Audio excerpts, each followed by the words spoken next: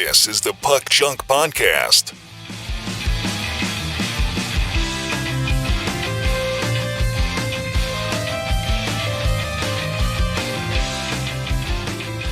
Hello and welcome to the Puck Junk Hockey Podcast. I'm Sal Berry, and with me is Tim Parrish and Clemente Lisi. And today we are going to do a set retrospective, aka a Setrospective, about the 1974-75 Topps and O-Pee-Chee Hockey sets. This was a request that one of our listeners made for us to do a retrospective on the 74-75 sets. And it's the 50th anniversary of those sets, so this seems like as good time as any to talk about a set from many decades ago. So guys, how you doing? How was your week? How's life? How's everything? I should just ask. Well, I'm glad to be back from dad duty, to be back on here with you guys. Good to hear. I hope your kid had fun at the track meet. Yeah, she does the long jump, which is not something that a lot of kids do, and she only picked it up this winter. It was a good thing to do to keep busy when soccer season is not happening. So is that the only event she does? She does a little bit of running too. They make them run the 100 meter, 200 meter, whatever it is, or relays and whatever. But I will say, after having sat in the cold to watch soccer, it's nice to be able to watch a lot of these meets indoors in pretty nice facilities. And I can't complain. It's been a very cold winter here in the Northeast. So anything indoors, I'm for. Tim, how about you? Oh, you know me, just living a life of denial and suppressed rage. So just as long as you keep suppressing it, at least for the next 90 minutes or so.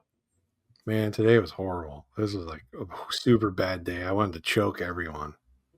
And I decided I'm going to go get Chipotle for lunch because normally I like Chipotle. Man, that place went downhill. I thought I was going to throw a chair. It was going to be like straight up Waffle House. But I composed myself and left. There are a lot of cops in there. So anyway, how was your day? Their food wasn't great or horrible. Well, I will say this. I don't know if Tim, we should probably don't go into too much of a deep dive here. Go ahead, poke. Just keep poking. Go ahead. I like Chipotle as well, but when I went recently with my daughter, I noticed there was like one person working behind the counter. I'm like, you need like 3 people to build the burrito. This place had 9 people working and 8 of them were standing around doing nothing. Well, that's weird. That's like the complete opposite. Wait. Are you talking about a Chipotle or Home Depot? Because Home Depot is where you have 8 people standing around doing nothing. No, it was Chipotle. Oh. Trust me. They were not wearing orange vests. See, here's the thing. In Chicago, in my hood, we have like 2 real Mexican restaurants within walking distance from where I live. By walking distance, I mean like 2 blocks. But real Mexican. A real burrito. And that's the thing. Like, after all those years of eating Chipotle because it was convenient, and now I have like a Mexican place that's like 2 blocks away. So I'm spoiled. Oh, I would much rather do those types of things. I have plenty of those around me. It's just I decided to go there against my best judgment, and well, that's the end of that. So sometimes you have to be reminded of why you don't do these things. Like, that was my reminder. Yeah. And to answer your previous question, how was my day today? That was good. Got up, worked out, did some grading because I'm still a teacher, so I got to still do stuff even though I'm not teaching today. But yeah, today was a pretty good day for this guy right here. I will tell you one quick funny story. I bought something off of somebody. I'm on a starting lineup collectors Facebook group, and I casually buy starting lineup hockey figures. I keep telling myself, I'm going to finish my set. I'm going to get all of them from 1993 to 2001 loose with the cards, and then maybe eventually go back and get carded versions. Some I already have carded, whatever, blah, blah, blah.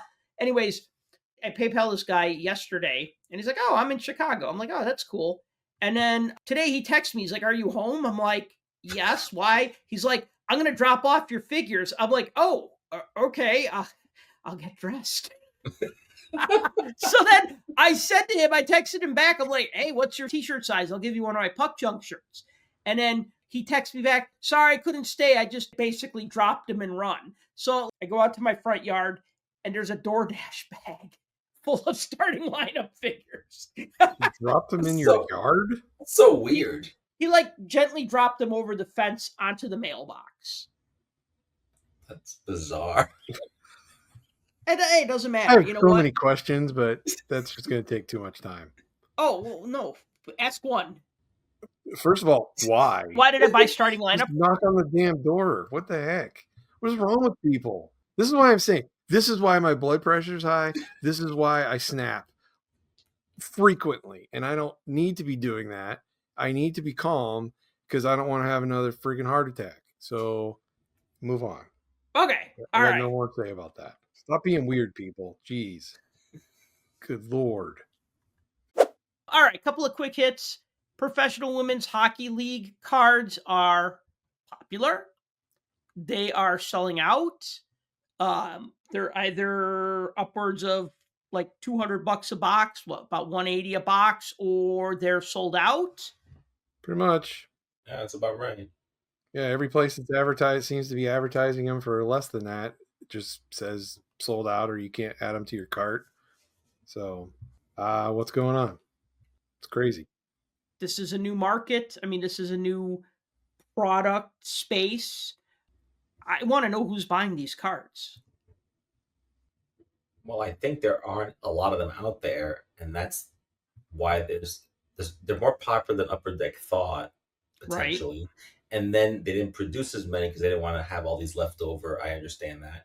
And so it created, like anything else, the demand is higher than the supply. And you never really know how much to make. I mean, with Upper Deck Series 1, they can print it to death because they know that it'll sell over time and people will buy it. And because there's a big pool of hockey collectors, this is kind of an unknown. It's like a Trojan horse. Like, okay, we're going to do this. We're going to print X.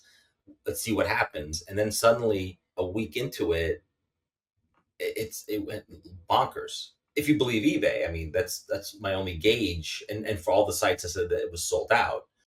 But the price on this seems to be a moving target. So it's very interesting. Well, we talked about this when we heard this was coming out, and the fact that it's going to have the young guns and it's going to have all the outbursts and it's going to have the gold one of ones. People are going to chase the one of ones until they can't chase the one of ones anymore. Well, the product was on the market for 3-4 days, and 2 of the top 3 young guns with the one of one outbursts were already hit and they were already online. I mean, there was an article written about the girl that pulled the MPP. Do you want to say who that is for our listeners? Marie-Philippe Poulin, in case you don't know who MPP is. But yeah, so the idea that there's probably less of this, I think, holds water. And I think the more people start to see that there's less of it, the more you might see what's left snatched up and sat on, at least until the product starts drying up on the secondary market. The socials and everything are alive with all this conspiracy theories and such, but there's plenty of people out there that are way smarter than me. I'm not a scientist, but they do the math and kind of figure out what print runs are on things and give estimates. That's why we've always thrown speculatory numbers on young guns as far as the print runs go. How many times did we talk about how many Bedards are actually out there? Your only real gauge is looking at how many have been graded, and that's an asinine number. So, somebody did the math on this and basically said, based off of the calculations of the numbered cards and how many you pull per box, per case, etc., the deluxes are numbered, the exclusives are numbered, the red outburst, the high gloss, so on and so forth. Based on the odds of pulling them, like the estimate was that there's like 2666, I think, was for each young gun and 888 of each outburst young gun. Wow. So if that's the case, that's way less than a regular Upper Deck print run, especially in the last few years. But also because of the configuration, the way they're numbered, you can't go to the well and print more. Otherwise, you're just printing base cards and you can't put them in packs. Yeah. So you really can't do anything. Upper Deck is kind of thinking, okay, next year we'll do double or triple, whatever. And that's the other thing, okay, so here's the wild card. There's no retail version of this. It's hobby only. Right. Are they going to make it an e-pack available product? If so, then you got to know that a chunk of this has been held back for the e-pack version. If they're not going to do an e-pack version and they released all of it out there, well, to your point, yeah, they're going to see how well this sold, essentially selling out everywhere. Next year, they turn on the presses, right? So that's going to make the inaugural one worth 10 times more than it would have originally been, and the new one's not worth anything. Yeah, but the inaugural one's worth a lot because it's the first one. The next year's might not be so exciting unless there's a great rookie in there that people want to get the young guns of, you know. But otherwise, it's kind of like they've done what they've done and that's it. And but look, I think overall it's a good thing, even though I generally do not applaud the lack of availability. But I think it's great for women's hockey, for women's sports, and just for hockey in general. I know people are going to say, well, what about the kids? They can get their hands on it. Enough with that. There aren't any kids looking to get this who can't get it. The kids I've seen with cards at shows have better cards than me. So I'm not really worried about that. It's just that I wish it was more available. Like the idea of giving out packs at games, like that's probably not happening because, they put everything in the hobby boxes. They made no blasters. They made nothing.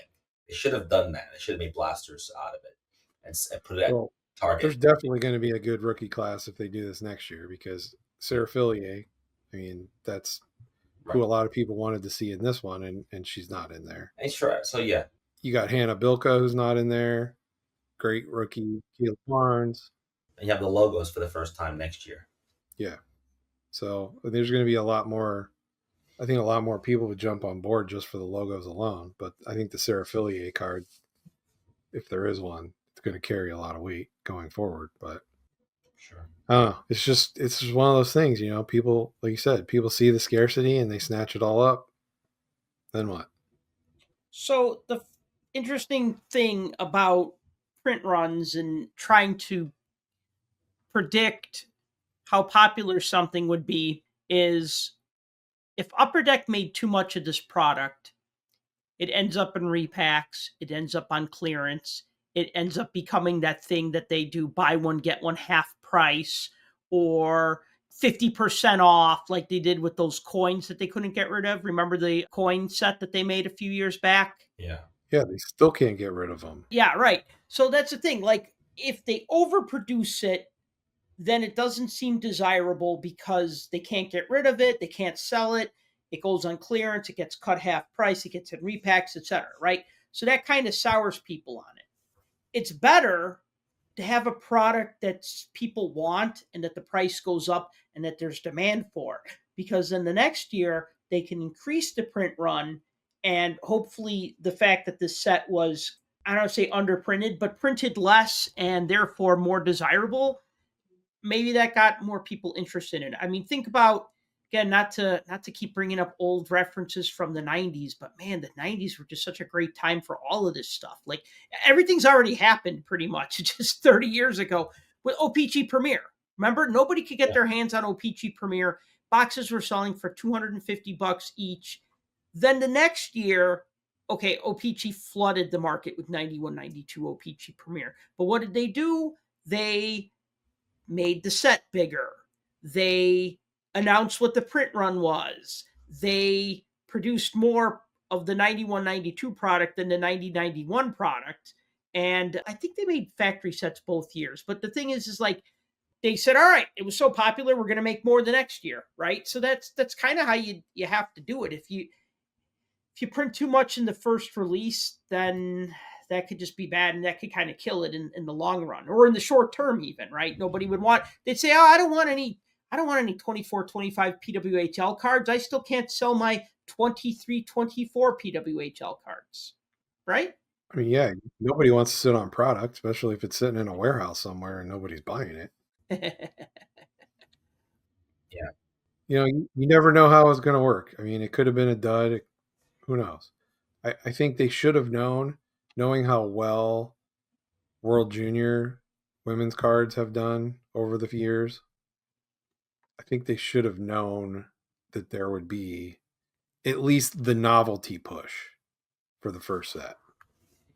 And maybe that was the thing. Maybe that was part of the design. Maybe that's what they wanted. We're making 1,000 cases of these, putting them out there. It is what it is. If people snatch them all up, great. It could be a collector's item.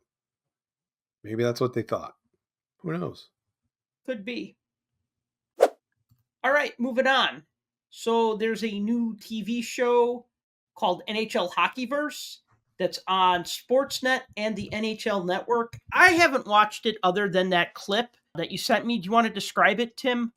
I mean, I haven't really watched it either, but essentially it's going to be whatever the matchup of the week is, it's going to turn the game into like an animated world where all the players have their own avatars and everything. And they're just going to use what do they call it? The NHL, the edge technology. The same thing they use to put like the player names over the players as they're skating around. That's super annoying. They're going to use that. So it's positional data and it's going to create like a visualization of what's happening on the ice. So supposedly it's going to be way more real than what's the one they do on like Nickelodeon or whatever. Well, the one with the slime and all that. Yeah, there's another one that they broadcast, but this one's going to be like way better supposedly. I don't know. It's a 30-minute show that will take and recap a game from the prior week in a fun, youth-centric program. So remember backyard hockey? That's what it looks like, backyard hockey. Well, I said who wants this? I guess it's to get younger people to watch a week late in a different format, but it seems a little weird to me, and I'm not the audience for it, clearly. Well, you remember how we used to talk about NBA inside stuff? Yes. Yeah. Or Ice Time that's on Yes. NHL Network now for kids? Sure. That's what this is. It's designed for kids. Yeah. I mean, it could work given that kids are addicted to video games and animation and all kinds of stuff that is different. It could work. I mean, it probably doesn't cost a ton to make because they're taking what's already out there and then repurposing it in a way and creating all this kind of It's using the technology they already use, but then it's adding the animation factor to it. right. Which I'm sure a lot of it is AI and very low cost and quick to turn around. And Yeah, because we know how good AI is now too. It's just off the cuff. I saw someone post online today. They asked AI to draw a realistic to the time period with all of the colors and everything of Babe Ruth batting in Fenway Park. oh boy, And what they posted a picture of him up to bat, fully swung with the ball like going upward, but he was facing towards the backstop, like he was hitting into the crowd. It was like the best picture I ever saw. Yeah, you just need a little tinkering. I mean, maybe one of these weeks we'll have a co-host that's a AI bot. I don't think we're that far away from it, to be honest with you. Probably not. I've actually watched an AI bot on a Zoom call, and it looked like a real person. Ugh. But it was weird, and I thought, okay, this could be the future of teaching or education or whatever. But I think people want genuine human voices. They don't want to listen to some robot just tell them factual stuff. But you can always program human-like voices into the thing. Yeah, it'll be like the physical or visual and audio version of Wikipedia or AI of the internet. It takes on this other form that looks eerily human and is kind of creepy. And that's what the NHL is spending their money on here to get younger fans to watch the game, because we all know that young people don't watch traditional sports. That's number one. And number two, the product itself isn't good enough. And I'm not picking hockey. I'm saying everything, baseball, basketball, pick a sport, is lacking in that, youth involvement. And so you got to create programming. Otherwise, in 20 years, all these leagues will be dead. So you want to hear another funny AI story? Over the weekend, the kids wanted to watch the Royal Rumble, right? I don't have those channels, but they found it on their phones and threw it up on the TV. And so we're watching the Royal Rumble. And in the women's Royal Rumble, Alexa Bliss is in it, if you know wrestlers.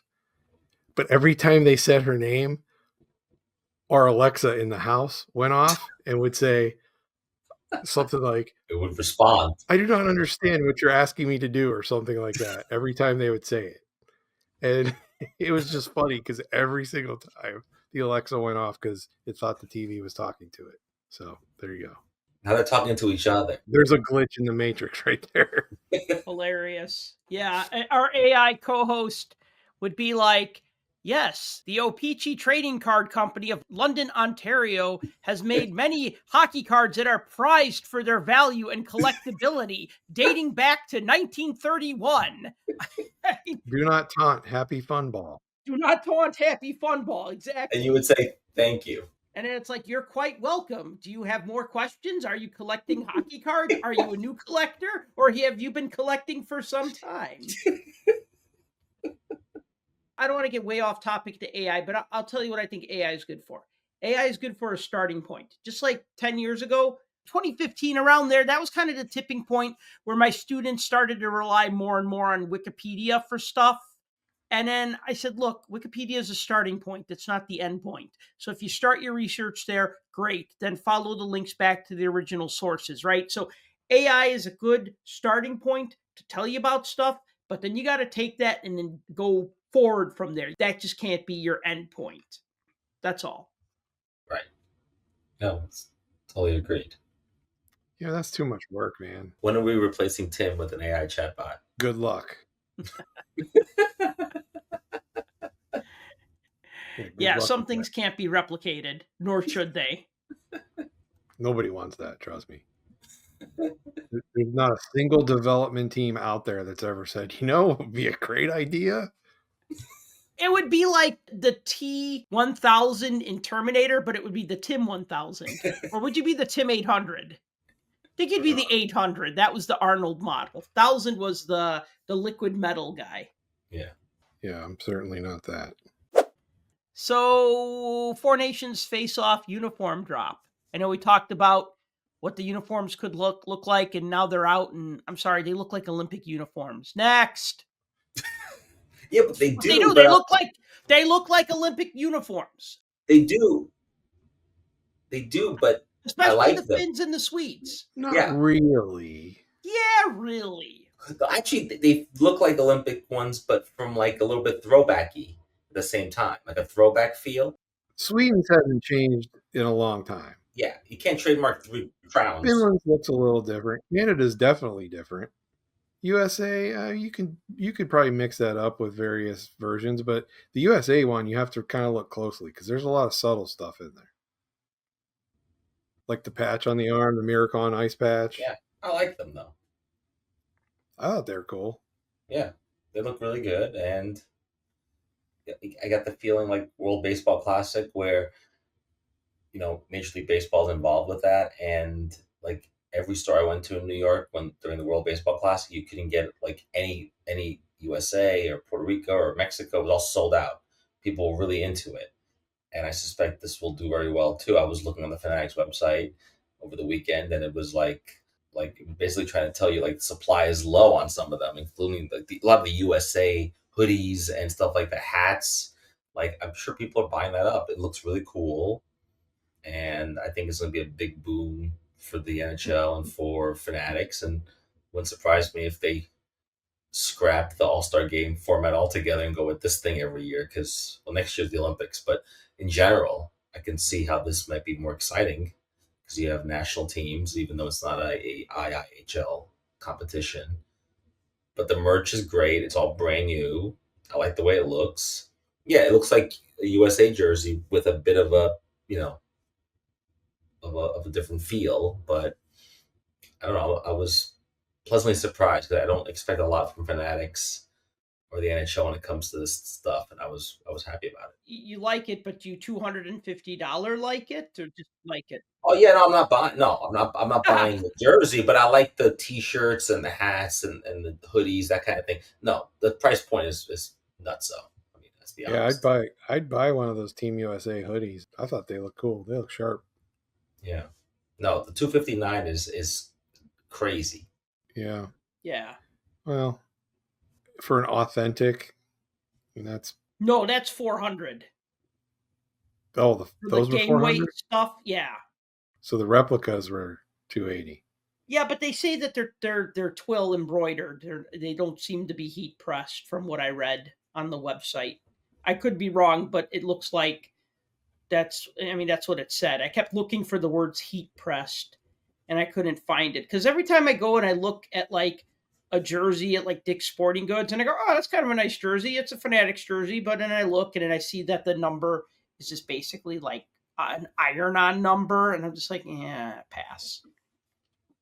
For that price, pass. You know what I mean? Like, I don't mind a cheap jersey if it. Yeah, it's got to be more than an iron-on for that price. Yeah, I would think so. But anyways, the Four Nations face-off is February 12th to 20th, and we'll probably talk about that more as it gets closer or after it happens. I mean, there's going to be no hockey, no NHL games for that 8, 9, 10-day span. So I'm excited for it. I am too. I like international competitions like this. I like them better in the summer. I feel like it like gets me ready for the NHL season. I think this seems kind of like, I don't know, like, all right, we're just going to do this All-Star game in the middle of the week or middle of the season. I guess it's okay. I wish there were obviously more nations than just 4 nations, but then they'd have to call it something else. But I get it. I understand. It'd have to be a little longer too, I think, than the span that they allotted for it. But yeah. Just like leading up to the All-Star game, though, I did see that we've had a few people drop out because of injuries. So it'll be interesting to see in the next week or two how many people from the original announced rosters are still there. Well, this is a time of year where a lot of guys get all-star-itis, so it's possible that they don't want to play in it. Look, and I know you're going to toe the company line on this and everything, but most of the NHL players that are being interviewed about this, I mean, they seem genuinely excited about it. You don't get a lot of the push for All-Star game when they're talking about it. They're just like, yeah, great to be here. You get your typical road answers. It seems like the guys are generally excited to compete. Yeah. And a lot of them are already talking about they've got little side bets and everything else going on with each other. And I mean, if you believe the hype, it sounds like it's going to be like an all-out assault between all the teams, which I'm sure is going to make GMs and owners of the actual NHL teams not too happy if these guys are playing all out to the boards. So we'll see. It'll be interesting. I know it's totally experimental, but I agree with Sal. Like, if this was a preseason tournament, it might be more fun and just scrap the All-Star game. I mean, look what the NFL does with the Pro Bowl now. It's basically a skills competition with a flag football event. Like, it's a total watered down thing because it's the week before the Super Bowl, so I get it. But did you watch any of that this weekend, by the way? Either of you? Usually I watch it, and this weekend I did not at all. Oh my gosh, it was horrible. Yeah. I'm not going to get into it now, but it was just unwatchable. Yeah, because it becomes routine then. It becomes the same old thing. And then how much of the Manning brothers do you want to listen to and how much of whatever. It's the same old stuff until they decide, oh, okay, no one's watching. Let's scrap it. Let's move on to something else. Let's tinker with this yet again. Now, the All-Star game format in every sport has been something that I think leagues have just tried to figure out, like, what do we do with this thing? Because we've been doing it for so many years. But I like hockey and international competition. I feel like the two are perfect for each other. There's a lot of history with the Olympics, the Canada Cup, and Summit Series, and so many great international competitions. So this is cool to see, and a prelude to the Olympics next year, which will have NHLers in it for the first time in a long time. No Russia, though. No Czech Republic. No Germany. So that's what people are complaining about. So we're really not getting the absolute best because we got none of the Russian players and stuff. But again, like you said, this is an experimental thing. We got to see if this works if we decide we want to do it again. Yeah. Then they can expand to 6 teams the next time they do it. Yeah.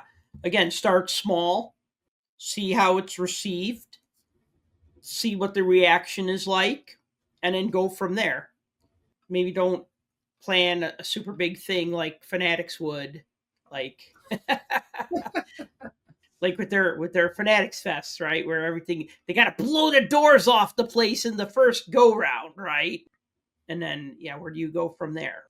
Well, you run the risk. Do you strike where the iron's hot, or do you overthink it to death? Like, I don't know, deciding to endorse NFTs 3 years after nobody cares anymore. If you're the NHL, you got to pick B. You got to be like, you got to overthink it to death, obviously. Right. But Pretty much. hey, this is innovative for them, so I'm giving them credit here. Like Yeah. the fact that they came up with this a year ago, thinking it would be good for the Olympics. I mean, it's pretty smart, but yeah, I don't expect if players get hurt or something bad happens in quotes, then it may be scrapped because the All-Star game is one game. This is going to be a series of games over a bigger period of time. Right. We'll see. All right. So the USPS worker, the post office worker in New Jersey that stole a package that was going to a sports memorabilia auction house and sold the collectibles that were slated to be auctioned, and then he got caught. So who wants to talk about this? First of all, did you guys see this? Did No, you see this in the news? no. So you're going to talk about it. No. Well, basically, this guy, it's old news because this came out a while ago, but now he's like going down because it essentially is federal. It's a federal thing. The feds busted him. Yeah, it's mail fraud. It's federal. Yeah. So most of the articles start off with saying the now former United States Postal Service worker. But I mean, he confessed to stealing like just thousands of dollars worth of sports memorabilia. And this was the collection that had a bunch of Michael Jordan cards in it. And he pled guilty like a week ago, according to the federal court records that are out there. And just highlights another in a long line of nefarious people that just keep pouring out of the woodwork because of the high ticket and the high profile that all of this stuff in the sports card hobby seems to be getting. When articles and news programs and things keep pumping and talking about how the cards your mom threw out could be worth millions and millions of dollars, people that are down on their luck that would rather just go and steal it on their own, their ears perk up. But I guess from this guy, it was like from September of like 22 through December of 22, he stole like 10 different packages that were supposed to be mailed to an auction house and took everything that was, I mean, you hear about packages going missing through the post office and UPS and everything else all the time, but small potatoes versus you messed with an auction house now. If somebody was sending me something and it disappeared, okay, fine. But you're sending stuff to an auction house. All of that stuff is tracked and overly tracked. Well, it's going to be higher end stuff. Like if I send you a package of cards, I use a tracking number. I could say, okay, this package was stolen, and then they look into it and then whatever. But the thing is that the guy sold the cards that he stole them, then sold them. And I mean, if we're talking graded cards or rare cards, it's not that hard to figure out. Look, if somebody came up to me with the PSA 10 graded Wayne Gretzky O-Pee-Chee rookie, I'd be like, there's only 2 of these around. Which one is this one? Where did it come from, right? You know what I mean? Like that would raise my suspicions, right? Of course, if I'm a buyer, if I'm buying illicit goods and I don't care, then I don't care. But the thing is that when money changes hands, when things have serial numbers on them, or like the cards, they're numbered, or the PSA registry number or whatever, it gets a little easier to figure it out. Not saying you can't get away with it. Like, again, we've talked about this in the past when we've discussed thefts. We might have even talked about this on the show a couple of years back. It's starting to sound vaguely familiar. But, like, here's the thing. If I had a bunch of stolen graded cards, I'd crack those slabs. Well, first of all, yeah, you probably would. These people aren't that smart, and the graded card is worth more. So they think, oh yeah, no one will know. I'll just take it from pile A and pile B. When I saw this story, it made me wonder too of my personal fear of getting cards graded. A lot of it comes from this. Like, do I really want to drop my cards off in the mail that I've coveted? They're maybe valuable or whatever. They mean a lot to me. And then you mail them, and then not only does it have to make the journey to PSA or whoever, BGS or whoever, it's got to come back. And it's interesting. I mean, I would much rather drop it off at a show where you pay more for that, or I wouldn't go to GameStop and give my cards to some teenager who would steal them or whatever. But it doesn't surprise me that stuff like this will disappear in the mail, especially if, I mean, this guy stole 10 packages. I'm not sure exactly where he worked, in the sense that he's coming across a lot of high-end auction items by looking at the address, which is interesting because I don't think the mailman on my route, for example, encounters like that many valuables going to auction houses. At least I don't think so. So it's interesting how this guy, he was definitely looking for it. And of course, it's stolen property. We have the internet. People are going to advertise their stuff as stolen. And if it's, like you said, graded or rare, you flip it, you're going to get caught. Not just because of all the tracking, and they know where the packages are all the time, and they know, 10 packages on someone's route is a pretty high number. This reminds me of the Seinfeld episode where Jerry delivered the mail, and he did such a good job. They figured out Newman didn't do it because they're like, well, your average is way higher than the normal U.S. Postal Service worker, right? so in a lot of ways, maybe, now you want to say like Sal said, oh, if I did it, I would crack the slab. Or if I did it, I wouldn't steal 10 packages, I'd steal 1 or 2. But thieves don't think this way. Thieves think they won't get caught, and they keep doing it until they get caught. That's exactly what happened here. Yeah. Because, you didn't know where he was working. It was like the Clifton, New Jersey post office. And you know how they caught him? First of all, they got tipped off. There's also cameras everywhere. They were told that all this stuff went missing. They knew it went through that postal office. So they went through all the attendance records, saw that every time something went missing, lo and behold, this guy worked there. And then when they interviewed all his colleagues, they were like, yeah, we started noticing empty parcels that were supposed to go to this auction house's P.O. box in the guy's dressing room. Oh my. I mean... Yeah. And so then they checked his phone records and saw that he was making tons and tons of phone calls to companies and card shops and everything else that sell cards. This guy had King Golden on speed dial. I mean... Yeah. So, they pulled up his iCloud account and found the contact numbers of like sellers who basically bought all the stuff from him. So they found out where everything was. Oh, man. I mean, the USA Today posted in the last article they did on it, they posted a list of everything that was stolen. And I mean, was it mostly cards or other memorabilia? What was it? No, it was both. So there was like okay. Jordan cards. There was a Mickey Mantle card in there. There were a bunch of Pokemon cards, other NBA cards. There was a bunch of Connor McDavid supposedly in there. But there were also like 17 different signed jerseys that were in there, and a whole bunch of like actual authenticated autograph photos. It was just a whole bunch of stuff. The guy just went crazy. And that's what people do. They think they get away with it, so they keep going. It's dumb. It's just dumb. I don't get it. All right, moving on. I want to talk real quick about the upcoming Chicago Sports Spectacular, which is taking place March 14th to 16th in the Chicago suburb of Rosemont. There's going to be a couple of hockey autograph guests, at least 4 so far, 4 or 5.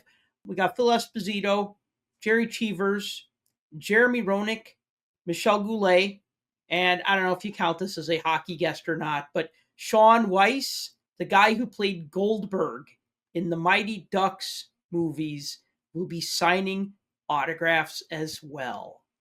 So 4.5 hockey autograph guests. Do we count Goldberg? Really? Yes, really. I mean, that's the reason why he's there, right? Unless you're a big fan of heavyweights, because what else was that guy in? Mighty Ducks 2. Okay. Again. Mighty Ducks 3. Sure. Yeah. Yeah, and heavyweights. Good. He's got a huge didn't okay. He had his own web series on YouTube called Why Not Weiss, which was pretty terrible. I tried watching it. It was not entertaining. Yikes. Didn't he have some issues not too long ago? Yeah, no, he was stealing stuff and he got caught. And he had to do some time for that. So this is good. This is an honest living, doing the autograph thing. Honest living. So good for him. I remember like a year or so ago, didn't we talk about him? Because he got busted on like a drug bust or something? He got that too, but okay, back in let me think, Mighty Ducks came out in 92, and I did my article for Hockey News in 2017 for the 25th anniversary of the film. And I got in touch with him and I said, I'd like to interview you for my article. And he said, sounds good. And I said, all right, I'm going to call you in a couple of days. And he's like, all right. And then I tried contacting him, nothing. And that's when he got in trouble. Not the first time, but he got in trouble then. Then I find out like a couple weeks later that he got arrested and for stealing or something like that. And hopefully he's got his life back together and he's in recovery and everything else. Which if they've got him booked for a show like this, can't imagine it's any other way. Let me clarify one other thing. Booked for the show, he's bought a table and he's signing all 3 days at the show. You just walk up and you pay for an autograph. He's on his own. He's not part of the autograph signers. I know what you mean. Correct. Like back in the November show, the guy who played Mike Eruzione in the Disney film Miracle was signing autographs. And he was signing all 3 days. Had a nice conversation with him. Great guy. But in the case of Goldberg, or Weiss, I should say, $40 per autograph. Or $40 for a selfie, or $20 for the selfie if you also buy the autograph. Given the choice of Michel Goulet is also $40 and Jerry Cheevers is also $40, I might be swayed to get Goulet or Cheevers instead, but that's just me. Hall of Famer on one hand, or the lost interview that you never got on the other. Yeah, well, my article's already been long published, so I've moved on. You could do an update. I could, yeah, and add for a the quote. 35th anniversary in a couple of years. Yeah, 2 years. 25, 30, yeah, how about that? Yeah. You should just go up to him and just be like, hey, remember when you told me I could interview you and then you didn't answer my call? He's going to have no idea who the hell I am. Be like, where were you? What were you doing? Why didn't you answer my call? Okay, so anyway, I will be at the Chicago Sports Spectacular in my usual spot. So if you plan on going to that show in March, stop by my booth, say hi, hang out for a bit, talk hockey. Tim, I know you might not go, and Clemente, I think you're done traveling to shows until the National. It doesn't make sense to go to Chicago and then Chicago again. Exactly. Last year, I think I went to the Spectacular because, well, we're in the middle of Bedard Mania, and I kind of wanted to see it for myself, but also because the Nationals in Cleveland. So, yeah, I won't be there. I won't be there this time. Actually, today I was actually looking at my phone and looking at some of the pictures of the Ajax Center and just thinking about how much I hated it. So, no, yeah, the National, we'll soon be talking about that for sure. But if you haven't made your plans yet, you're probably too late at this point. But I planned on going to this show, but then I realized what weekend it was on, and I have a gig Saturday night. So it's always St. Patrick's Day weekend. It has been that weekend. I don't think about that. Going to the show since 2006, I think I started going again. Fall of 06, I think, or maybe it was spring of 07. But yeah, it's been on that weekend as long as I can remember. It is, but St. Patrick's Day might end up on Monday or on a Thursday. It's when St. Patrick's Day ends up on the weekend that cuts into. Yeah, and that's why we're playing on Saturday night, because St. Patrick's Day this year is on a Monday. Right. No one's going to go out drinking on a Monday. Right. So I remember last year, I think it was on the Sunday or the Saturday, and there was a lot of, stuff happening outside that was distracting. Maybe I'll go Sunday. I don't know. Depends on how I feel. I hope you come. It'd be good to see you again at a show, because I don't think you made it to November. I haven't made it to a show, and I can't even tell you. My show plans get derailed like every time I make them. Tim, no, you definitely went. You definitely went last March because I left you a ticket. I had a 3-day VIP, and I left on Sunday. And I think I left you a ticket. I think you took your son. Yeah, I went last March. Yeah, last March.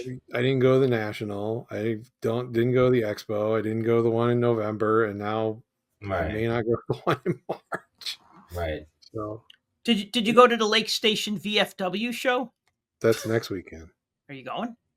No. Okay, just asking. So you do have shows closer to you. Well, I mean, occasionally they're on. I think it's next. No, actually, that's the 23rd. It's the 23rd Okay. of February. I'm still thinking if I want to go to the Dallas Sports Card Show Chicago edition, which is happening in the middle of May. I'm thinking about it. You know, for $5, drop in. Or the Chicago Sports Spectacular in Detroit. Is that too? Well, they call that the Detroit Sports Spectacular. Yeah. I know. What about the Detroit Chicago Sports Spectacular in Dallas? Anybody going to that? No one knows where it is. The Dallas Detroit Card Show Chicago. Yeah, good luck with your IMAPs. All right. Shall we talk about 1974, 1975 Topps and O-Pee-Chee Hockey Cards? Let's go. Let's go. Yeah. So I was born in January of 1975. I think I've mentioned 20 or 30 times in the last episode that I've just turned 50. So this set has also turned 50. What a coincidence. You know, I remember when I borrowed from my library back in the late 80s when I got into sports card collecting, and they had a book about sports card collecting, but it was like written in the 70s. It would give you advice like rubber band your cards together and use a shoebox and organize them by team, and just like really silly, like, you know, look at the numbers on the back and you could tell what year they're from and stuff like. Well, no, because they'd say like, you know, if the stats were 1976, then the card is from 1977, that sort of thing. One of the things they said was, you know what might be a fun project is to start collecting cards from the year you were born and forward. Like, you know, go back and say, oh, I was born this year, so I'm going to, you know, kind of like to give yourself like a starting point. So I remember when I was like 14, 15, I'm like, yeah, one day I'm going to own that 1974-75 Topps set. And then I learned what O-Pee-Chee cards were. And I'm like, damn, now I got to own a 74-75 O-Pee-Chee set as well. I do have both of them. I remember when I got the O-Pee-Chee set. I can't remember when I got the Topps set, but I do have it right here. So here's the skinny on this. Just give the quick rundown. 74-75 Topps, 264 cards.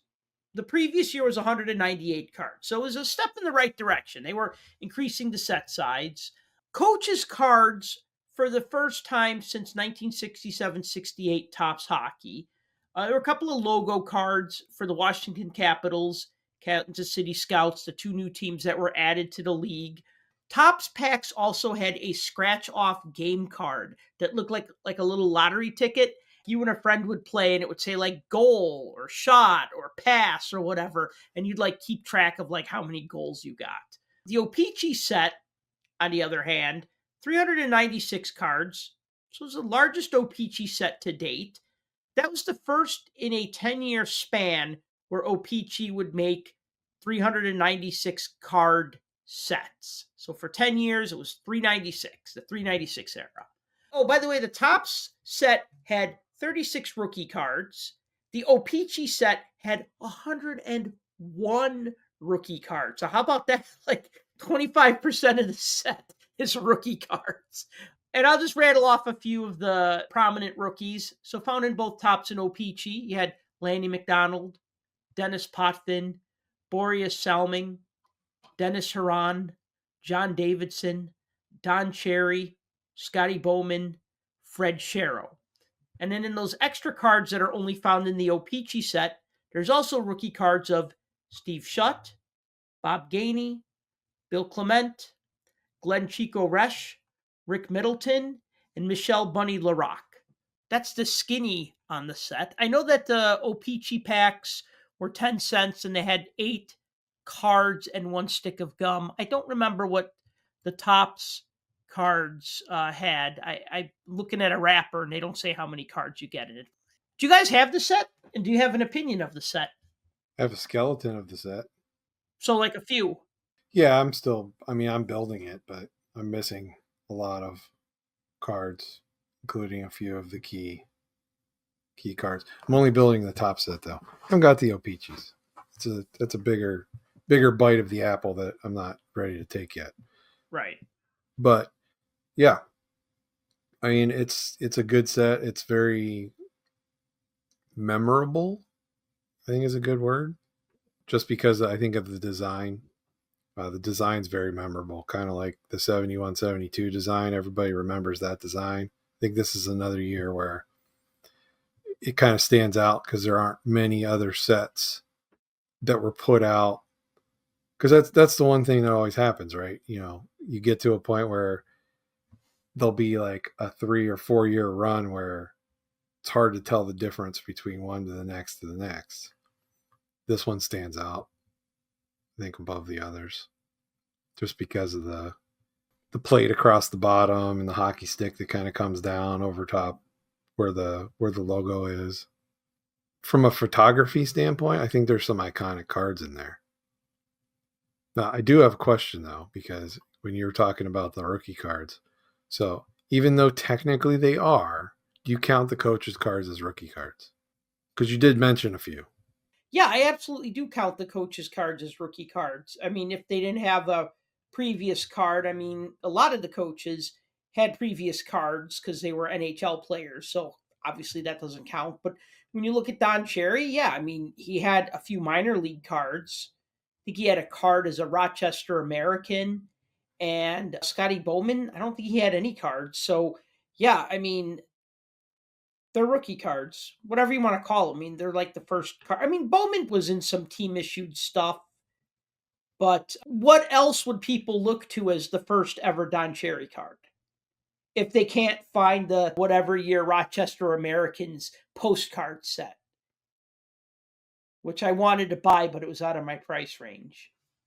I'm not saying you shouldn't call them rookie cards. It's just I have a hard time calling coaches' cards rookie cards because they're coaches. They're not players, so they're not really rookies. That's just me. Yeah, you know what it is? Rookie becomes synonymous for like first appearance on a card. Yeah. So I know what you mean. I'm not here to argue semantics. Yeah, we're not here to argue about rookie cards because that discussion will never get an answer, never get a agreement on that, obviously. But one of those iconic cards I'm talking about is that Fred Shero card. Fred Shero is an iconic coach and remembered as being in that time period and even further like a pivotal coach in the National Hockey League and especially in Flyers lore. You know, the Broad Street Bullies wouldn't have existed if he didn't have the mind frame that he did. I think that's one. And of course, the Scotty Bowman card is usually a highly sought after card from that set. It sells for pretty good most of the time when you're out there looking for it and trying to pick one up if you don't have one, or if yours is in a pretty banged up condition like mine is. Another one of my favorite cards in that, I love the Stan Mikita card. Why? Because it looks like a little kid on Christmas morning that just got a bunch of hockey stuff and decided to put it all on and then like pose for a picture. Now, I know a bunch of the Blackhawks cards are in that same pose in that set, but just for some reason he just looks like a little kid. Yeah, it's got like a wood panel background. Did you see that photo of me as a kid in my hockey gear? I'm standing in front of a wall just like this. Because every basement in the 70s looked like that. That's why. Well, it would have been the lobby of the ice rink, which at the time had this wood paneling. But yeah, that's so probably the basement of Chicago Stadium, because a lot of the Blackhawks are photographed in front of this brown wooden background. Wood paneling walls or wood paneling wainscoting. That's like straight up. Oh yeah. That's from 1958 through about 1991. Mm-hmm. Yeah. Yeah, you know what's interesting about some of the coaches' cards is you could tell they've been colored. You could tell that they were black and white photos that have been touched up because the colors look like just really off on them, like really faded. But you look at like the rest of the card, and the card has good color. Yeah, that was something I was going to ask you if you actually knew, because you don't see that on the regular player cards. You only see it on the coach cards, and there's many of them that look like almost like they were like a sketch drawing. So what they would have done is, at least for the faces, they probably would have done hand tinting. Like, you ever see like an old photo from like the 1800s or the 1900s that has like those pastel-y colors? Yeah. Yeah, so that was like when I studied black and white photography, one of the things we learned how to do was to do that, and it was tedious. You're just basically taking a print and then just basically painting the color on top of it, but it wasn't like an airbrush where you were just like they would airbrush the uniforms. It was like you were tinting it, so it was like watercolors. So you'd still get like that black and white kind of look through it, but then you'd get kind of like this pastel-y color in front of it. I mean, you look at like this one of Phil Maloney. This is just weird because like the background is like this trippy pink, but then you look at his face and it looks kind of black and white, but kind of color. I mean, that is if you could see past those giant sideburns this guy has. So, I mean, it's a funky card. Yeah, and a lot of the coaches' cards are like that, but then, some aren't. So that's why I just always wondered if that was like a thing that was an intentional airbrushing or intentional drawing. Because, I mean, like, look at Boom Boom's card in the set. Right. Because he was coach of Atlanta. Right. I mean, it's a shot of him, like a sideways shot of him standing on the bench looking like Herb Brooks with that crazy, like, herringbone jacket that he's wearing. This looks real to me. Yeah, that one doesn't look touched up. No, but here's the thing. It looks like what they did is they depended on black and white headshots from the teams, or they depended on headshots from the teams, and they probably would have been black and white. So then they said, all right, let's color it. Now, if you look at like Bob Pulford's coach's card, they picture him still in his Kings uniform because he had retired, took over as the coach of the Kings, but they just said, let's just use him in his uniform. Same with Alex Delvecchio, coach of the Red Wings. We're like, you know what? We'll just use him in his Red Wings uniform for his coach's card. But then you look at like Bep Gudolin, that's obviously a team press photo or type photo that they recolored. So they just kind of did that with some of them. I think, though, what kind of annoys me is the Stanley Cup card at the end of the top set is a black and white photo. And it's not even a good photo. It's like most of the card is of the bottom of the cup. So you don't even see a lot of detail. You just see this big black circle, which is basically where the base of the Stanley Cup is. They did that on all the trophy cards. They're all black and white cut out. Oh, no, I don't mind that. You know what's another one that I like? The Al Arbor card. Because he looks like my 8th grade shop teacher. From the yearbook. It really does. He looks like no, some of the coaches' cards definitely have that yearbook feel. Oh, yeah. That one. Yeah, look at that. You're looking at the ass end of the Stanley Cup. Because they're holding it. And you got like a little bit of Bobby Clark and a little bit of his teammate, and they're holding up the cup. And it could be a cool photo, but I just feel like you're seeing too much of the bottom of the Stanley Cup. At least now the cup has like the Hockey Hall of Fame logo on the bottom. So when you see the bottom of it, the butt end of the cup, there's actually something printed there. So it's a little more interesting. Yeah, same with like this great card. It's got Tony Esposito and Phil Esposito on it. Of course, it's black and white, and you don't really see either of them well. You see the back of Phil Esposito, and you see like half of Tony Esposito. Although you do see that the puck has not crossed the line. So looks like Tony's making a save there. But yeah, so there's a few black and white photos peppered in there, which is just kind of weird. But they just did the best they could do at the time. You know, another card that we should talk about that I think is very significant. Yes, there are some Hall of Fame rookie cards in it. There's Lanny McDonald, Dennis Potvin, Boreas Selming, and then there's Steve Shutt and Bob Gainey, all in the Hall of Fame. Then you have Dennis Huron, who won the Vezina. You have Bunny Larocque, who won the Vezina. So you have some like award winners, like some rookie cards of like some award-winning players. And of course you got like Bobby Orr and Ken Dryden and Phil Esposito and Bobby Clark. I mean, those guys are just, were perennial all-stars, perennial award winners. But then you got some fan favorites like Glenn Resch, Rick Middleton, Bill Clement, John Davidson. JD's rookie card. I mean, that's pretty cool. Too bad he was on the Blues, because otherwise it'd be a pretty damn cool card, right? Go, JD, the Blues. Okay, I think of him as a Ranger. Yeah, exactly. But we got to talk about this card. The Jacques Lemaire card? The Jacques Lemaire card, because this card is an enigma, because it's an airbrushed card, but they did a very good job of it. Lemaire played on the Canadiens, but on this card, he's pictured with the Sabres. We call that the Minority Report card. Why? Because they were predicting the future, but it didn't happen. They were predicting the future. You know, they didn't even on the back, they still say he's with Montreal, where they list the team in the upper right corner. It says Montreal. So there's been a lot of rumors why this card was the way it was. I mean, I even remember reading on the Hockey Hall of Fame website when they had a little page about hockey cards, which has long since been taken down, because I remember linking to it and it was gone. They talked about how someone at Topps thought that Lemaire was about to get traded to the Sabres, so they airbrushed him into a Sabres uniform. You know, they used a nice close-up head and shoulder shot. And like I said, it's a pretty decent looking job. But this is why I think it was.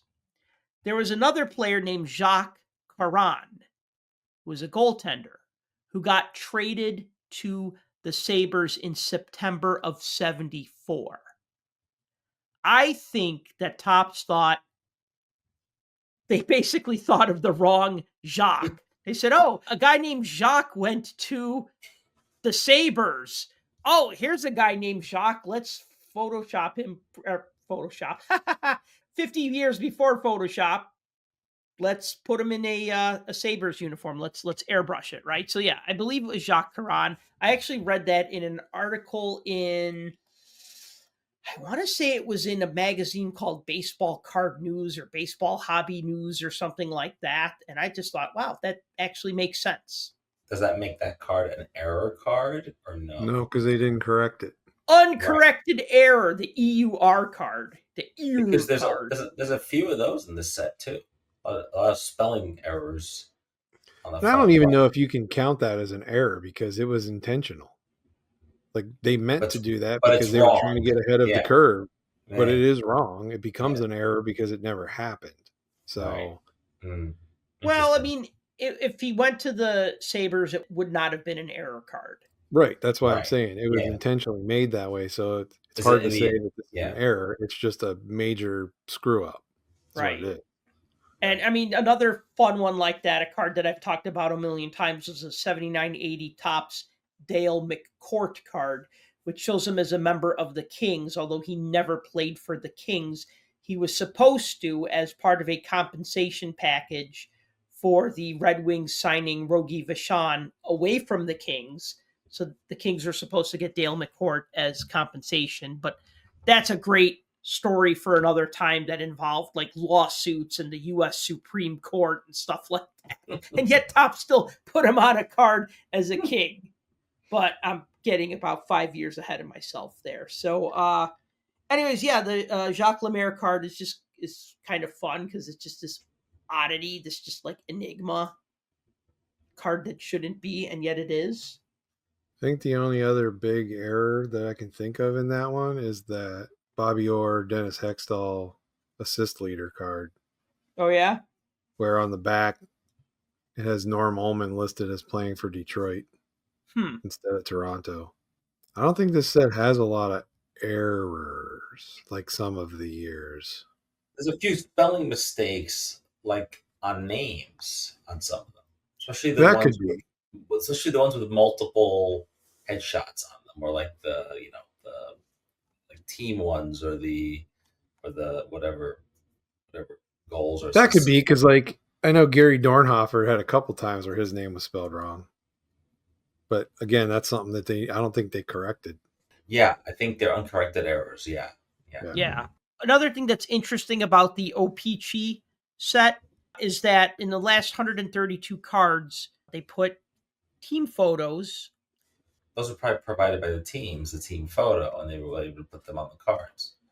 Right, but they only did it in the O-Pee-Chee set, not in the top set, and Yeah. it's kind of neat because it has a checklist on the back, but it's the O-Pee-Chee version. But you know what's really weird about these team cards is on the back, no copyright, no small print, no design of any sort. It's just literally a list. It's kind of like these cards were just so thrown together. Like, okay, O-Pee-Chee didn't really put logos on the fronts of their cards until later, like in the 80s. And I mean, even in the back, they say OPCT printed in Canada. But these team photo cards that have the team checklist on the back don't have any copyright, don't have any company name, don't have any design flourishes, just very bare bones. Almost looks like someone printed these in their basement, but they're not. But kind of does look like it, though. I don't like the fact that the 2 team cards for the expansion Mm-hmm.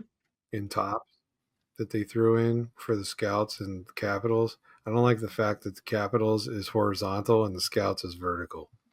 It just bothers me. Oh, really? It's pet peeve. Because you know me, I don't like horizontal cards that much. It's got to be something that's like really good. So like when most of your cards in the set are up and down, then this Capitals card is sideways. Well, some of the team leader cards are also sideways when they had like a lot of guys tied for like the same stat. Then they just said, I'll just do it sideways, which they could have probably gotten a little better with that.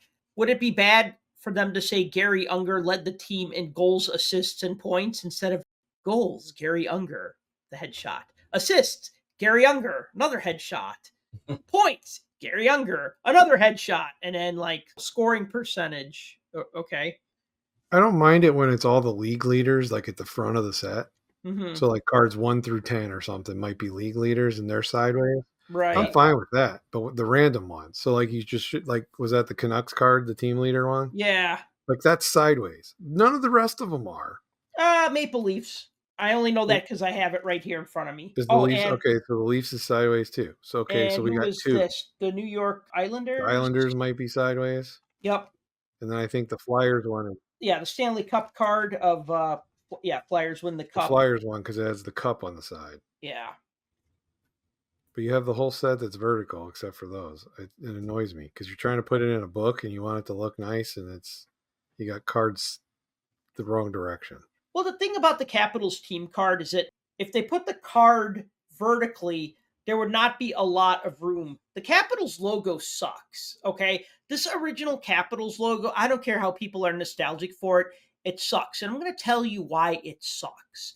Because it is so oblong. It is hard to deal with oblong logos. You look at most team logos, they're either a circle or they're a little bit wider than they are tall, like an old TV screen proportion, like a 4:3. You can work with those. When you have something that's very long or something that's very tall, then it looks weird, especially when you put them in a mix with other logos. I think of my original Puck Junk logo, which was like a red word mark that said Puck Junk, and it was like a banner, like a flag. It was so hard to work with. It worked okay for a website banner at the top, and that's what I was thinking. But then when I wanted to try to put it on t-shirts, I didn't even bother. I'm just like, I can't work with it. Tried putting it on business cards. It was hard. It was hard to work with. You need a circle or a square or a slight rectangle as a logo. This is just, the Capitals logo is just it's too oblong, and it's a word mark. So it's not even that interesting. Yeah. But, I mean, at least they made an effort, I guess. Yeah, they were trying to make nice cards for people to collect, and I think that's okay. I mean, can't fault Topps. I mean, they expanded the set. They tried to include players that ended up on the Capitals and on the Scouts. And O-Pee-Chee took the plunge and made a huge set, 101 of them being rookie cards for better or for worse. Yeah, and it almost makes it like, now that you've done that, so you've expanded it, right? And you've added all those rookie cards. What was the reason? To capture like a bigger assortment of players that were now in the league? or what were they going for? Well, yeah, because the thing is that look at how much the league had expanded in less than 10 years. Let's see, they went from 6 to 12, then they added 2 more teams in 70, so that's 14, 16 by 72, and 18 teams by 74. So they had a lot more players to include. And I know you don't have to include everybody, but you can't do a 66 or 132 card set anymore because what are you going to do? Like 2 cards per or whatever the math would be for that. 10 cards per team would be okay if you had like 13 teams. That'd be like your 132 card set. But when you have 18 teams, and then do you make room for the league leaders and the checklists and the trophy cards? That's another thing that's kind of nice about this Topps set and the O-Pee-Chee counterpart is you do have a lot of these, like we would call them subset cards. So you got like your 73, 74 leaders cards. You got your individual team leader cards. You have your all-star cards, like first team all-star, second team all-star. But then on the back, they actually list out the all-star teams from previous years instead of saying like Phil Esposito was named first team all-star for the 5th time in his career as he scored, right? Like they don't need to do any of that. Instead, on the back of the Phil Esposito card, NHL East All-Star, and then on the back, it lists the all-stars from 70-71. And then you keep going through it and they keep going further back. So it kind of gives like a historical snapshot of the all-star teams. Not to be confused with the all-star game, the all-star teams from various seasons. And remember, these were our history books back then. We didn't have Wikipedia, we didn't have HockeyDB, we didn't have Hockey Reference. We didn't have artificial intelligence to tell us who was the second team all-star for left wing in the 74 season. So I think that's okay when they got a little more historical with that stuff. Actually, I think Panini did a great job of that when they were back in like 2010, 11 for those 4 years where they would do like league leader cards, season highlight cards, and stuff like that. I remember reading something talking about at what point in the trading card hobby did it begin to shift from geared towards kids to just throw cards in your bicycle spokes versus appealing to people that were going to use these as a collectible and keep, potentially make money off of and sell. And it was right about this time and right about this era. So I always felt like the boost in the sizes of the sets, I mean, other than expansion and stuff, but I always felt like that boost was more due to them trying to appeal to people that were going to sock away sets and things like that. Could be a little bit of both. But really, this early, 74 or so? Yeah, 74, 75, right in that time frame is kind of where the paradigm shift started. I mean, it's one theory. Other people thought it was in the 80s. Some people think it wasn't until the 90s. But I wasn't around back then, so I don't know what it was like. I know what it was like when I started collecting. But was this stuff readily available back then? I mean, could you go to every store in the United States and find hockey cards?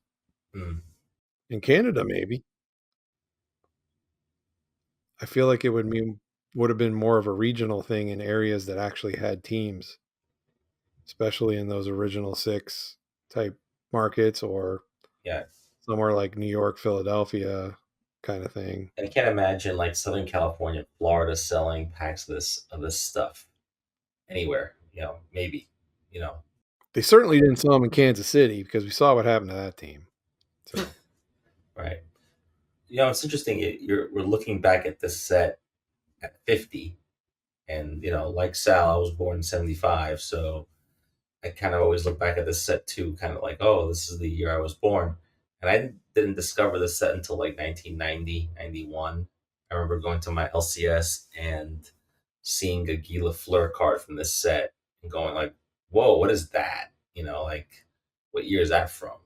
And it's funny because thinking back, it was only 15 years earlier from, or 16 years from the time that I saw it, but it already felt like it was a bygone era, like the way they're dressed and the haircuts and just everything about the way the cards are. Because if you remember 91, you're buying like Upper Deck, right? Like it's a totally different experience. And so it felt very old.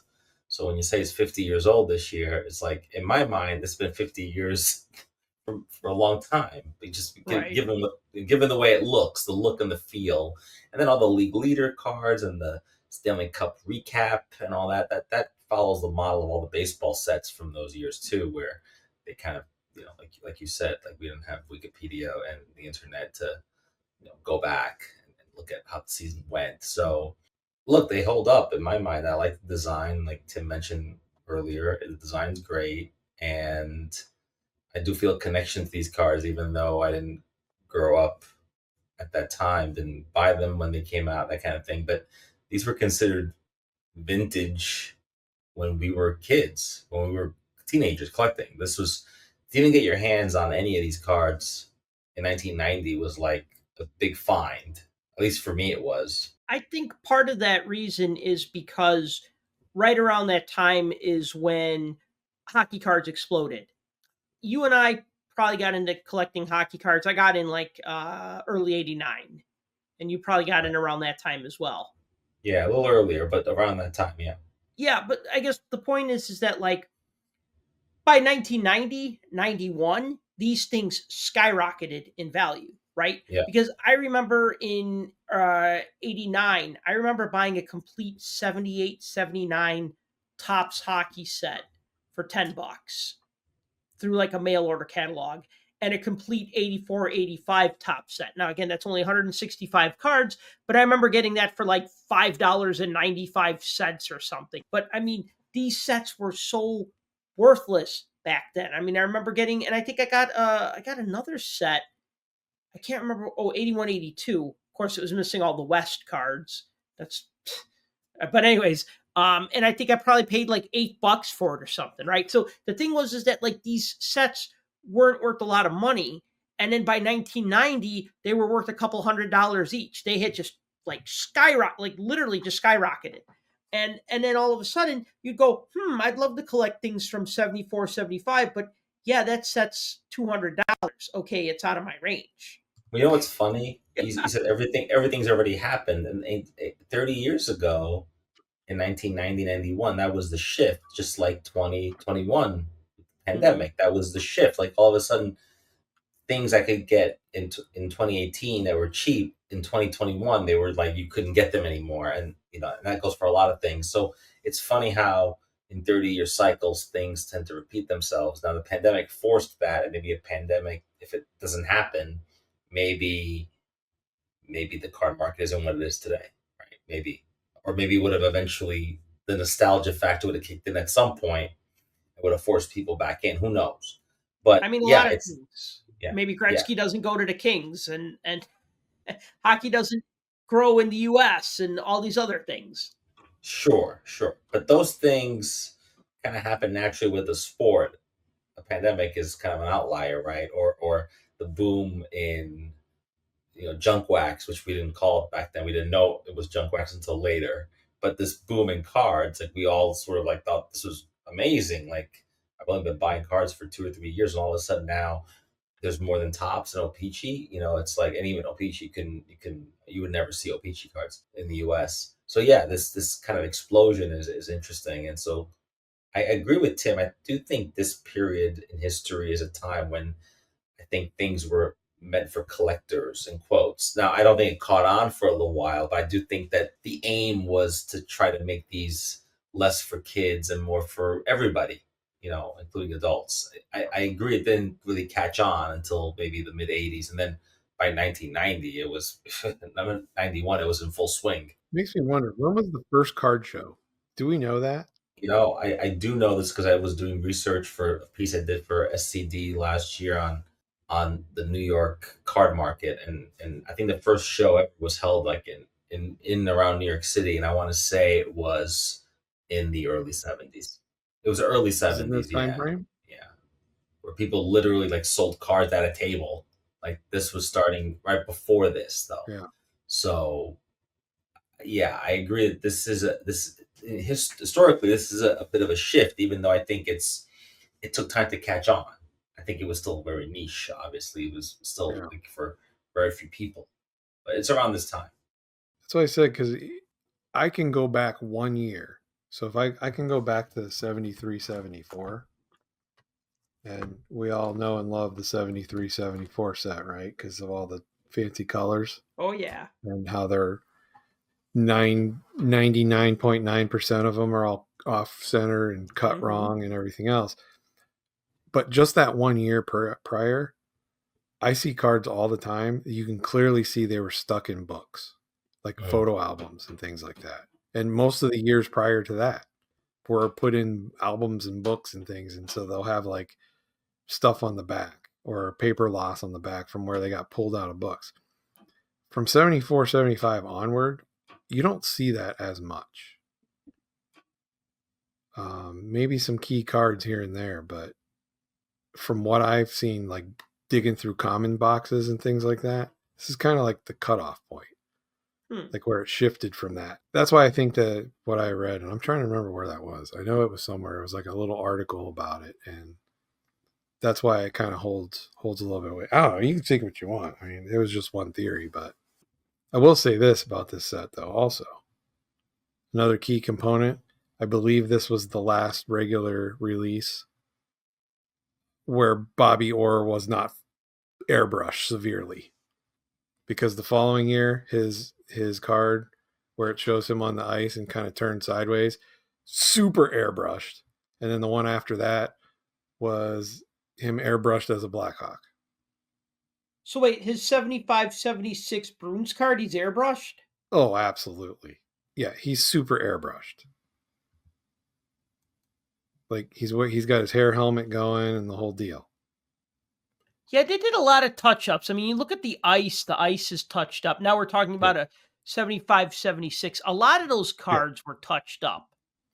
And then in 76, 77, he's of course airbrushed as a Blackhawk. So right.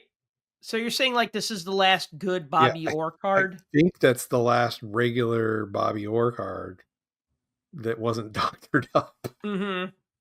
Like 75, 76 has like a team leader card of him, I believe. Mm-hmm. Yeah. But I'm not counting that one. I'm counting or it has an all-star one. And his all-star one, even the all-star one, it looks doctored because he's got like a white, kind of like a white halo around him. Mm-hmm. But yeah, I think this is the last like just base card that wasn't a jacked up picture. You know, another thing that's interesting is that they only have one line of stats on the back of these cards. There's a large biography. There's, the vitals, height and weight and stuff like that. There's a single line of stats. There's the career totals. And then there's a little cartoon at the bottom in like a puck shape. But that's interesting because, sometimes Topps would list all the stats. Sometimes it only did 1 year. And for this set, they only did 1 year of stats. But for the coaches, they actually list all their stats, because I looked at like Billy Ray's stats and they go back to like the 50s, like the late 50s. So it's just interesting that coaches got career stats, players did not. And there's even some players that haven't played any games the previous year because they were like guys who were picked in the expansion draft. And they're like, all right, well, we need to put somebody on a Capitals card, so we'll do this guy. Perfect example. So I'm looking at it right here. Greg Jolly, who was picked first overall. So this is funny because you didn't see this too often. So first round bust. He ended up being a first round bust. Greg Jolly was picked first overall by the Capitals. First pro season, 74-75. Well, guess what? This card is from 74-75. So on the back, it's just a bunch of zeros for the statistics. Well, no wonder why he was a bust. Yeah. Look, he hasn't scored a single goal. Well, this photo was probably taken at training camp, which I guess is good on O-Pee-Chee to say, hey, this guy was the first overall pick and he's on one of the new teams, we have to get him in the set. Kind of like the companies did with Alexander Daig when he was a first overall pick on a new team. Yes, we need to get him in the set somehow. Some of the choices are questionable, but you know what? It just makes it for a classic design. You know, you brought up the coaches again and with the experience on the back. This was where, and this was a trivia question, was who was the youngest man ever to play in the NHL? Oh, I know that. That would be Bep Gudolin. Yeah, and that the only reason why I knew that is because that's on the back of his card. Yeah. of his scouts coaching card. So, Yeah, he played in the NHL when he was 16 years old. Yeah, that's him. Another one of those doctored up, airbrush, redrawn cards. Yeah. Because I guess as a 16-year-old in 1902, you don't get a card. Yeah. No, Wow. I guess not. You know, and there's many other cards that have been touched up for players that have been traded. Ivan Boldarev repainted into a Blackhawks jersey. This one might be my favorite of Bill Flett, painted into a Maple Leafs jersey. Not because he's painted into the Maple Leafs jersey, but because of that beard, which is just a real beard, but it's awesome. Grizzly Adams did have a beard. Yes, and he played for the Maple Leafs. Like, you've looked through probably these cards a million times. Mm-hmm. There's got to be like one card that you think is like the funniest photo out of this whole entire thing. Is it the Bill Flett card or? The Flett card is pretty good. I think also the Harry Bucha card, because they painted like a Red Wings jersey on him, but they also painted his sweatband red. Yeah.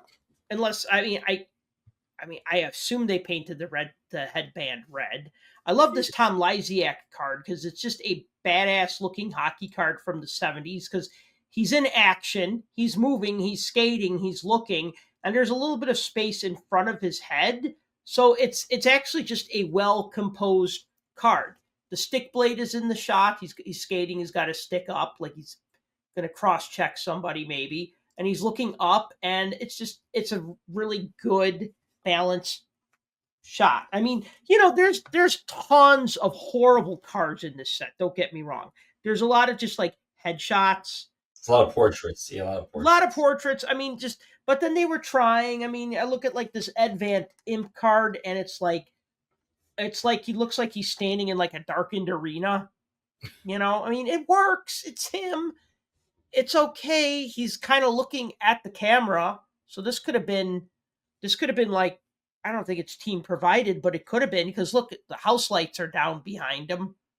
So, you know, that's just one. I mean, there's a lot of cards like that. But as far as one that I look at that I say, oh, that's ridiculous, I don't know. I mean, Dennis Dupre just looks weird. Dennis Dupre always looks weird on every single card. What's his name? Dupre? Oh, Dupre. I said Dupre. Dupre, thank you. Yeah, you're lucky on that card. He doesn't have like a full-on unibrow to match the mustache. Yeah, no, but it looks like one eye's looking straight and the other eye's looking off to the side. He's kind of like doing that walleye thing a little bit. If you had a unibrow, you would be like, is this card upside down or not? I can't even tell. Right, and then you got Chris Odleifson, who just looks, he's just surprised that he has a hockey card. I mean, that's a mugshot. Yeah, he's just like, huh? Even the flash is like a weird flash. Here's what I think. Like most of the, so that one you just held up, that one's fine. Yeah, because it's got like upper body portion and the head. Mm-hmm. It's the super zoomed in ones that it's like you should not have gone that close to these people. Tight. Like, right. Yeah, and a lot of them are like that. Like the Steve Atkinson card on the Capitals, like it's super close, and he's like looking off into the distance, and like you can see the pores of his skin, even with the bad photography. Or like Ron Stackhouse, where it's like right in his face, and you can almost see up his nose, and it's just like they zoomed in way too much on some of these photos. And the crazy part is, you look at these now. And as a kid, I would see cards like this and think, oh, those are old cards. And I never would have thought in a million years they'd be worth anything because they're old. At the same time, I would flip through these and see them in places. And realized that almost every one of these guys on all of these cards look like the back of every record my dad had from 1970s era easy listening rock music. It's a lot of hair. A lot of hair. Like this was every band. They all looked like this. Yeah. Yeah. A lot of hair and mustaches. So it absolutely captures that era like perfectly. Yeah. Yeah, I know what you mean. What do you think of those trophy cards? Do you like those trophy cards? I like them because they're different. I like them because they have the trophy really big and then they show the player who won the trophy. I appreciate that. I just don't like that the player is in a square cutout. Yeah, it's not a great design. It's weird. I mean, they could have probably cropped them a little better. Maybe it would have worked better as a circular cutout instead of a square cutout, but squares are easier to work with, so. When you're looking at it from strictly like a design, like, oh, if I was editing this and I was piecing this together in Photoshop, they didn't have Photoshop. Didn't they do this all by hand? Yeah, I mean, they would have to lay it out by hand. Somebody would have made that text. They would have been pasting it, layering these things, and then they'd set it up on something called a copy stand, and then they take a photograph of it. There were a lot of steps. So yeah, it was a lot more work back then. Photoshop was a game changer. Yeah. Just imagine if you could go back in time in your DeLorean and just like bring them a computer. Like, here, try this. Well, these cards would look different, that's all. Well, they would, but they wouldn't, because the thing is that they would look better because the technology would make them look better. But I feel like a lot of the aesthetic decisions would still be the same. Like looking at these trophy winner cards, we'd still have that particular typographical choice at the top. We would have those loud colors because it's a very 70s looking set because it was made in the 70s. So you'd still have a lot of those same style choices, but it would just be more refined. I just think maybe if they had some better technology, maybe like all the players back then that were 25 years old wouldn't look like they were 60. Well, I think that's all the hair. You ever notice that? That's all the hair, the mustaches too, I think. Because they all smoked and drank, and that added 10 years. I don't know. Do you have all the cards right there? Yeah. Like, pull out Ross Lonsberry. Number. Give me a number. 144. Thank you. Perfect example. This is a perfect example. Yeah, he looks like he's wearing a toupee. How old do you think he is in that picture? Don't look at the back. He's probably 30, but he looks like he's 50. 60. He's not even 30. He's 27 in that picture. Wow. He was born in 47. Wow. So he would have been 27 in this picture. Yeah. He's 27. Dude, he looks way older than I do. And I'm twice that, practically. Yeah, no, I know. Well, yeah. Well, that's why that's not unusual. Crazy. Yeah, it's crazy. People always look like they're so young on the cards, but then when you see their picture, you're like, wow, this guy's like super old. Like Bill White, even earlier Bill White cards, he still looked like he was 60 years old. Yeah, crazy. All right, I think I've said everything I could say about this set. I'm happy that I have both of them. I could concentrate on my late 60s, early 70s, because pretty good on everything from 72, 73 and up. I wish. I'm not in that same boat. No, you'll get there. I'm working on it. Remember, that's one of my New Year's resolutions. I got to complete 170 set. Wait, you said 2. 2, what is it, 2? Okay. See, I already forgot what I did. Yeah, so you already went back on your thing. Yeah.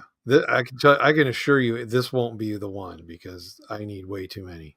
Well, at that point, maybe you just buy the set. Yeah, what's the fun in that?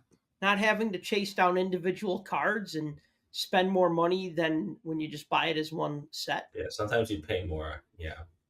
And then I won't ever look at it. And if I do look at it, I'll be like, this is just a set full of lies. Fair enough.